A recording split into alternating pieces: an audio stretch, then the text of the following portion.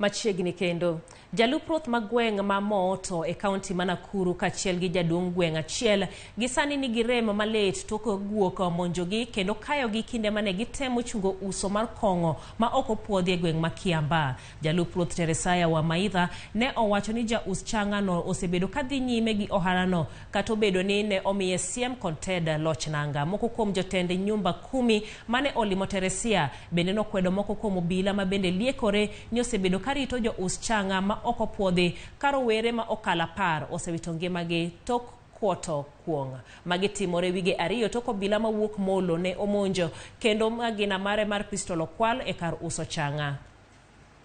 Tu pale tukakuta bado kweli hiyo pombe inaendelea kuuzwa pale. Basi kuuliza hao ni pombe mnakunywa? Chifu akachukua ile kibuyu ilikuwa ya pombe, kushika tu kibuyu ya pombe hivi kulitokea dada ya Susi ndani ya nyumba, ndugu yake na akaanza kushambulia chifu. Basi mimi wakati niliona ameanza kushambulia chifu nikajaribu kuokoa yeye. Kujaribu kuokoa kuzuilia akanigonga hapa. Sasa nimeshangaa chifu anapigwa. Na mwenye kumupiga ni mtoto. Hata kama tukiangalia ingine hata isipokuwa sheria ni mtoto anastahili kumheshimu. Sasa tunauliza hii pombe haramu imemaliza vijana.